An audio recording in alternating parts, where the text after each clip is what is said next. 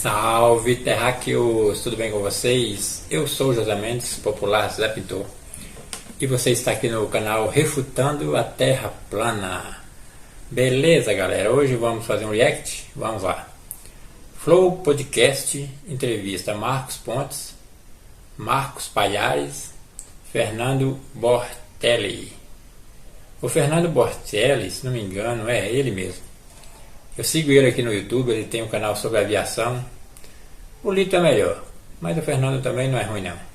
Ele tem um programa legal aí, um canal aí que vale a pena. Para você que gosta de aviação, eu sigo Aviões e Música do Lito e sigo aí também o Fernando Bortelli, beleza?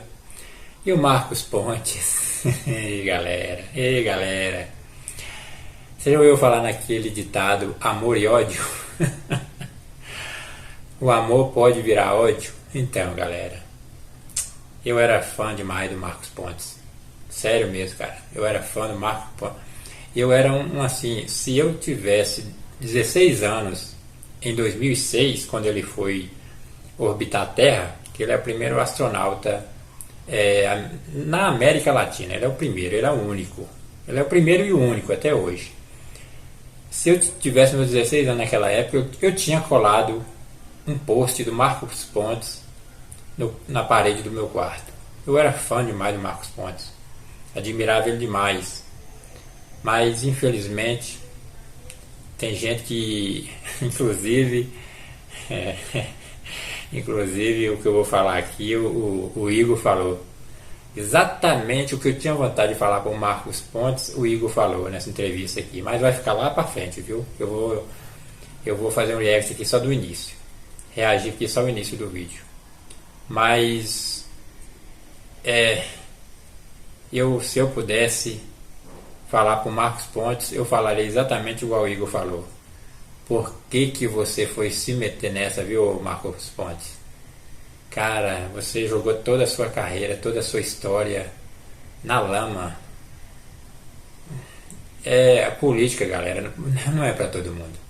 Não é mesmo. E o Marcos Pontes provou isso, beleza? Mas vamos parar de conversa e vamos ao react, que senão vai ficar muito longo. Vamos soltar. Solta, Marcos Pontes, ministro da Ciência e Tecnologia, ou quer dizer, ex-ministro, hoje senador da República. Sei não, hein? E lembra que o John Glenn fez o segundo voo com 77 anos. Né? Eu estava lá na NASA, quando eu encontrei com ele, ele me falou assim... Ele fez o primeiro voo em 1962, acho que ele devia ter uns 30 e poucos anos, e o segundo com 77 anos. Ele tinha sido senador também, durante 24 anos nos Estados Unidos. E olha como a vida vai ter umas coincidências interessantes, né? Ele foi o primeiro astronauta americano a orbitar o planeta, né? Eu fui o primeiro astronauta aqui. E aí ele encontrou comigo no corredor lá do prédio 4S, que é o prédio onde ficam os astronautas. Primeiro que eu tinha acabado de chegar lá, era tipo rookie ainda, eu e minha turma, né? Então a gente nem chegava muito perto onde ele ia, herói americano, senador, aquele monte de gente junto, a gente nem chegava perto. De repente eu encontro com ele um dia no corredor, lá do prédio 4S, sozinho. Aí ele olhou para mim, eu tinha voado aquela manhã de T-38, eu estava com o macacão e com a bandeira do Brasil. Ele olhou bem para mim e falou, você é aquele brasileiro? Sim, senhor, vem cá. Aí ele entrou na sala, sentou em cima da mesa, assim, da sala, literalmente em cima da mesa, ele era um cara alto. Aí ele olhou bem e falou assim, olha, você sabe que eu fui o primeiro astronauta aqui também, né? Sim, senhor, sei. Você sabe que eu sou senador? Sim, senhor, sei. Você tem que ser político lá no Brasil também.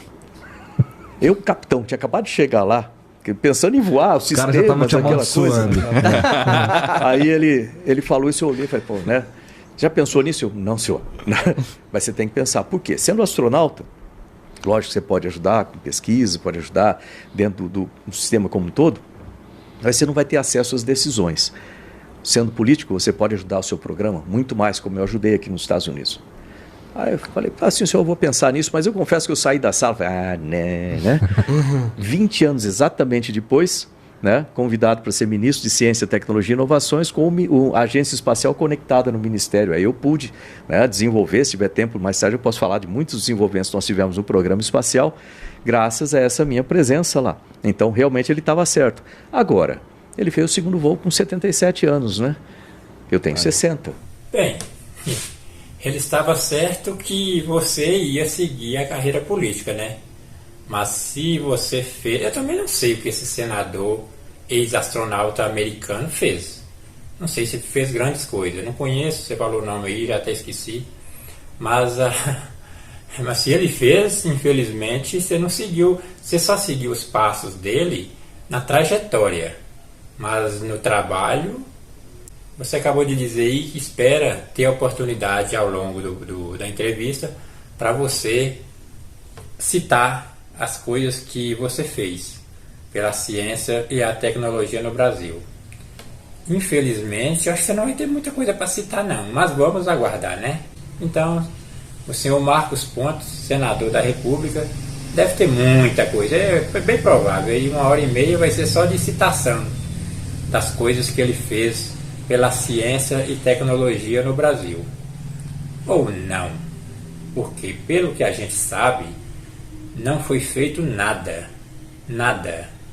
Inclusive, o senhor Marcos Pontes, antes de seguir aqui o meu react com você, eu vou soltar um vídeo que saiu ontem. Hoje é segunda-feira, 17 de abril.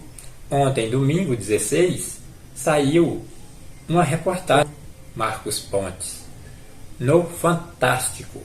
Eu vou colocar aqui a reportagem e depois eu vou voltar, porque temos muito que conversar, não só sobre o meio político, mas algumas coisas que o senhor fala em relação à ciência. Deixa margens de interpretação para os negacionistas. As falas do Marcos Pontes às vezes causam controvérsias, e aí os negacionistas adoram isso, porque eles pegam as brechas que ele deixa, que o Marcos Pontes deixa em suas falas, e em cima daquela brecha eles criam teorias conspiratórias. Mas por hora, vamos ver aqui a reportagem do Fantástico, tá bom, senhor Marcos Pontes? Mas eu acho que muita gente nem precisa, se não assistiu a reportagem de ontem, nem precisa, porque para nós que acompanhamos no Brasil ciência e tecnologia, nós sabemos o abandono que foi nesta área de 2019 para cá, nos últimos 4 anos do governo Bolsonaro. Mas, como o Zé Pintor não tem autoridade nenhuma para afirmar nada, eu vou deixar a reportagem do Fantástico e vocês tirem as suas conclusões, inclusive com o Marcos Pontes na reportagem. E eu tenho certeza, Marcos Pontes, que você vai ter que se explicar muito aí no Flow Podcast, porque infelizmente a reportagem não é muito favorável à sua pessoa. Mas dizer que é Globo lixo é fácil, né? Difícil é acompanhar a situação que o Brasil passou nos últimos 4 anos em relação à ciência. Valeu? Vou soltar o vídeo, depois eu volto para fazer o react do restante da entrevista do Marcos Pontes para o Igor. Solta o... A gente volta com uma reportagem especial sobre a ciência no Brasil. O Fantástico conversou com cientistas de todo o país para fazer um panorama depois de 4 anos de abandono e de um discurso anticientífico do governo anterior. A gente encontrou equipamentos parados, laboratórios em más condições e até pesquisadores trabalhando de graça. E também muitas mentes brilhantes que, por falta de oportunidades, preferiram sair do país. Outono de 2023. Uma equipe de cientistas embarca numa expedição pela Amazônia. São por volta de 8 da manhã, a gente está cruzando de balsa, saímos de Belém. Estamos indo 1h30 para uma região onde aquele grupo de pesquisadores da Federal do Pará estuda a biodiversidade. Eles estudam as inúmeras espécies, muitas delas ainda desconhecidas, que habitam a nossa floresta. A maioria dos lugares a gente nem sabe o que tem. Para muitas espécies a gente nem sabe quais espécies que são, e as que a gente tem, a gente não sabe onde elas são distribuídas. Hoje a gente está investigando, tentando identificar os grupos biológicos que a gente tem nesse riacho, né? As plantas aquáticas, os insetos e os peixes, e com isso entender o padrão de distribuição e a riqueza das espécies que a gente tem na região. Eles também precisavam analisar a qualidade da água, mas não vai dar. Nós usamos uma sonda e é um dos equipamentos que infelizmente quebrou e nós não temos condições, não temos recursos no laboratório para consertar. A mais de 3 mil quilômetros dali, o Laboratório de Química dos Materiais da Universidade Federal do Paraná faz ciência de vanguarda. O conhecimento científico é uma coisa que vai indo em ondas pelo planeta inteiro. Eu estou aqui numa linha de fronteira que tem um monte de gente, de pesquisadores de alto nível ao redor do globo, que estão indo junto. Mas além de concorrer com os gringos, os químicos liderados pelo professor Aldo precisam enfrentar a realidade da ciência brasileira. A gente todo dia acordava com uma ameaça de corte de recursos para as universidades. Então a gente chegava aqui e não sabia se ia ter luz para os equipamentos funcionarem. Em Belo Horizonte, na Universidade Federal, esse outro grupo pesquisa doenças negligenciadas. Quando a Covid-19 paralisou o planeta, eles se mobilizaram para ajudar. Logo no início da pandemia, a gente percebeu que estavam chegando os testes de diagnóstico para a Covid com valores exorbitantes. Saía R$300 cada teste. Era preciso criar rapidamente um teste brasileiro. Mas com que verba? E a alternativa foi abrir uma vaquinha para que as pessoas da sociedade, quem se sentisse confortável, fazer uma doação, qualquer valor que fosse. Pois é. Vaquinha para fazer pesquisa, equipamentos quebrados, falta de luz em laboratório. Essas são só algumas das muitas histórias que a gente ouviu rodando o Brasil para falar com os nossos pesquisadores. E o diagnóstico foi unânime. Fazer ciência no Brasil nunca foi fácil, nunca jorrou dinheiro. Mas mesmo para quem está acostumado com a vida dura, como é o caso dos nossos cientistas, os últimos 4 anos foram especialmente pesados. Os anos Bolsonaro, como é que foram para a ciência brasileira? Terríveis. Infelizmente, não só pela falta de recursos, mas pela negação do valor da ciência. Contínua e constante. Você teve momentos que foram melhores para a ciência. Agora, um momento de enfrentamento radical dela, um momento em que as pessoas se orgulham de serem ignorantes, isso eu nunca tinha visto. Não foi só um desmonte, né? Foi toda uma propaganda contrária à ciência, tentando incultar na sociedade uma certa aversão até pela ciência. O professor Galvão foi pessoalmente atingido por esse discurso anti-ciência. Em 2019, ele era diretor do Instituto Nacional de Pesquisas Espaciais, o INPE, quando o então presidente atacou os dados do Instituto sobre desmatamento na Amazônia. Mandei ver quem é o cara que está na frente do INPE. Para ele vai ter que vir se explicar aqui em Brasília esses dados aí que passaram para a imprensa do mundo todo, que pelo nosso sentimento não condiz com a verdade. Galvão reagiu e acabou demitido. Agora volta a um cargo de liderança, como presidente do CNPq, o principal órgão federal para financiar ciência e tecnologia. É claro, Álvaro, que a razão de estar aqui, né? Naturalmente, a minha indicação teve um simbolismo enorme. O desafio é grande. No número de bolsas de pós-graduação do CNPq, a queda durante o governo Bolsonaro é clara. Em 2019, ano da posse, o CNPq pagava cerca de 8.600 bolsas de mestrado por mês. Em 2022, eram 4.021, queda de 53%. De doutorado, eram cerca de 8.400 bolsas em 2019. Em 2022, o número caiu para 6.759. Enxugaram 20%. Sem falar que as bolsas federais ficaram 10 anos sem reajuste, o que só mudou no mês passado. Pela primeira vez, depois de 10 anos, as bolsas de pesquisa pagas pelo governo federal serão reajustadas. Mas o número de bolsas não é o único critério para avaliar o incentivo à pesquisa. É preciso ter uma visão mais ampla. De acordo com o levantamento do Instituto de Pesquisa Econômica Aplicada, os cortes mais expressivos no orçamento efetivamente gasto começaram em 2016. Seguiram em queda, com uma leve subida em 2022. Esse gráfico diz respeito ao que foi de fato gasto pelos órgãos CNPq, CAPES e Fundo Nacional de Desenvolvimento Científico e Tecnológico. O recurso caiu, o recurso orçamentário caiu fortemente. Procurado pelo Fantástico, o ministro de Ciência e Tecnologia do governo Bolsonaro, Marcos Pontes, disse por mensagem de texto que conseguiu a duras penas pagar todas as bolsas em 2019 sem atrasar nenhum dia e sem cortar nenhuma bolsa. Também destacou que na gestão dele, o Ministério recebeu um extra de 1 bilhão para ações de vacinas, além de procurar alternativas de financiamento, com a iniciativa privada e o Fundo Nacional de Desenvolvimento Científico e Tecnológico. Nesse ponto é legal a gente dar uma paradinha para explicar como é que normalmente funciona uma carreira de pesquisador no Brasil. Primeiro, claro, tem que terminar a faculdade, fazer a graduação. Aí vem a pós-graduação. Começa com o mestrado, uma primeira etapa no mundo da pesquisa.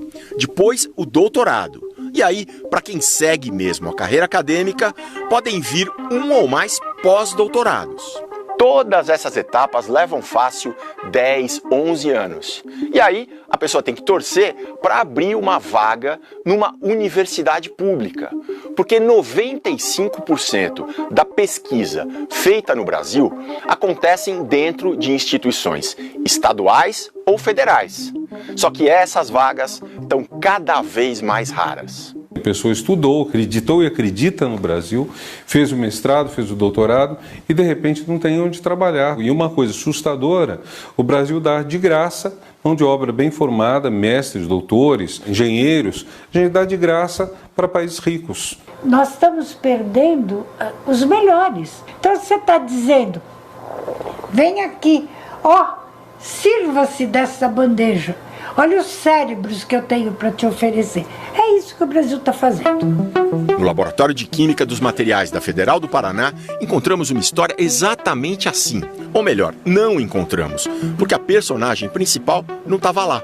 Samantha, de onde que você está falando com a gente? Eu tô falando aqui da Alemanha, de Braunschweig, é o nome da cidade que eu tô. Eu tô sentado exatamente na bancada em que você ocupava aqui no Laboratório de Química de Materiais da Federal do Paraná. Por que sou eu que estou sentado aqui e não você? Olha, é uma boa pergunta, né? Eu vim para a Alemanha em 2018, fiz 2 anos de pós-doc.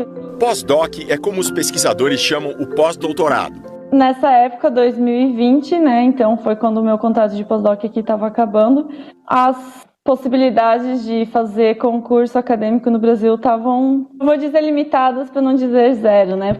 A Samantha prorrogou o projeto na Alemanha por mais 2 anos e agora foi para a iniciativa privada. Ela trabalha numa grande fabricante de automóveis, onde faz pesquisa numa área super atual, super importante, baterias de carros elétricos. Esse é um exemplo claro de que a ciência não é só coisa de laboratório. A ciência está no dia a dia de cada um de nós. Está no medicamento que o indivíduo tem que tomar, está na mesa da alimentação dele, está no celular que ele não consegue mais se separar, né? A professora cita um exemplo histórico, o trabalho da agrônoma Joanna Doberainer, uma imigrante tcheca que fez pesquisas revolucionárias no Brasil. O que ela fez pela agricultura brasileira é mundial, é reconhecido internacionalmente.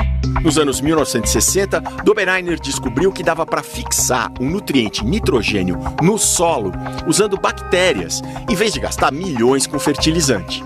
Quem descobriu as bactérias foi a doutora Joanna Doberainer. Ela produziu igualzinho às outras, porque houve reserva de nitrogênio no solo. Isso foi fundamental para o país se transformar numa potência agrícola. Um grande produtor de álcool de cana, por exemplo. Isso é um avanço da ciência que é uma coisa absurda. Poucos lugares do mundo tem. E é exatamente isso, né? A gente está falando aí de biocombustível. Então, assim, a ciência é o caminho. A Samantha, que foi aluna do professor Aldo e agora está na Alemanha, queria seguir esse caminho aqui, no Brasil. Mas não foi possível. Qual é a perspectiva que você vê de você voltar para o Brasil? Por enquanto, a perspectiva está um pouco baixa, assim, né? Que eu ainda não vejo muitas oportunidades. Enquanto a Samantha vai ficando na Europa, o laboratório de alto nível onde ela se formou enfrenta os obstáculos tão comuns à ciência brasileira. Ali tem um equipamento que é um medidor de resistência elétrica, um equipamento 4 pontos. Ele está quebrado. A gente tem que mandar ele para fora, para a fábrica que é da Inglaterra, para eles resolverem isso, porque não tem assistência técnica aqui. O equipamento está parado há 3 anos e não é o único. O espectrofotômetro Raman, que é o equipamento mais importante da minha pesquisa, é um equipamento que foi comprado em 2003 ou 2004, não tenho certeza absoluta, mas por ali. E ele morreu. Em Belo Horizonte, no laboratório que promoveu uma vaquinha para desenvolver um teste brasileiro de Covid, pesquisa que ainda está em andamento, fazia um calorão na hora da entrevista.